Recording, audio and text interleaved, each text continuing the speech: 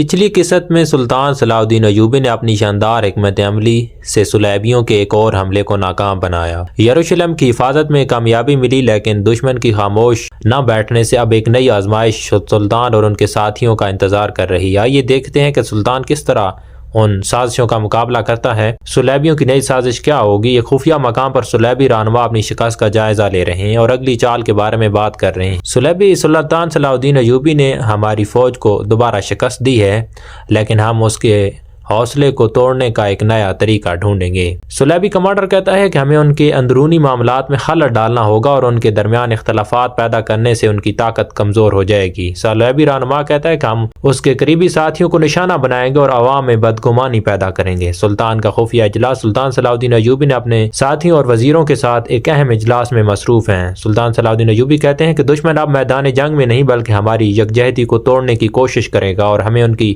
ہر سازش سے آگاہ رہنا ہوگا۔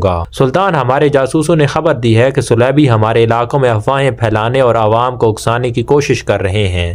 یہ ان کی ایک کمزور چال ہے، لیکن ہم غافل رہے تو یہ نقصان دہ ہو سکتی ہے اور ہمیں عوام کے درمیان اتحاد کا پیغام پھیلانا ہوگا اور دشمن کے جھوٹ کو بے نقاب کرنا ہوگا۔ ہم علاقے کے علماء اور خطیبوں کے ذریعے عوام تک یہ پیغام پہنچا سکتے ہیں۔ سلطان، یہ بہترین تجویز ہے۔ دشمن کے جھوٹ کے جواب میں سچائی ہی ہماری سب سے بڑی طاقت ہوگی۔ عوام کے درمیان اتحاد کا پیغام۔ مساجد میں علماء اور خطیب عوام کو اتحاد اور ایمان کی طاقت سے بارے میں تعلیم دے رہے ہیں۔ عالم دین کہتے ہیں کہ اے لوگو، یاد رکھو، دشمن صرف ہمارے زمین پر نہیں بلکہ ہمارے دلوں میں نفرت پیدا کرنا چاہتا ہے۔ ہمیں ایک دوسرے پر بھروسہ رکھنا ہوگا اور حق کے راستے پر قائم رہنا ہوگا۔ عوام میں جوش و خروش پیدا ہوتا ہے اور دشمن کی چالوں کے خلاف متحد ہو جاتے ہیں۔ صلیبیوں کی ناکامی۔ صلیبی اپنے منصوبے میں ناکام ہو رہے ہیں کیونکہ وہ عوام متحد ہیں اور سلطان کی قیادت پر اعتماد کرتے ہیں۔ صلیبی کمانڈر، یہ ممکن نہیں کہ ہم نے ہر ممکن کوشش کی ہے، لیکن صلاح الدین کی عوام اور اس کے ساتھ کھڑے ہیں۔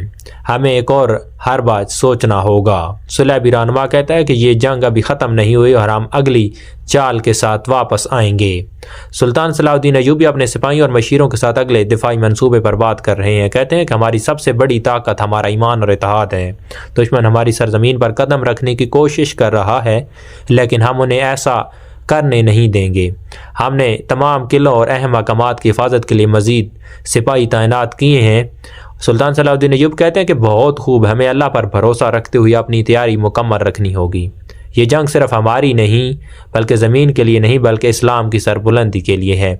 سلطان صلاح الدین ایوبی کے قلعے کا، جہاں وہ رات کے وقت دعا کر رہے ہیں اور یا اللہ ہمیں ہمیشہ حق پر قائم رکھ اور ہماری رہنمائی فرما تاکہ ہم تیرے دین کے ساتھ حفاظت کر سکیں۔ سلطان صلاح الدین ایوبی کے سامنے ایک اور چیلنج کھڑا ہے، کیا وہ دشمن کی سازشوں کو ناکام بنا سکیں گے؟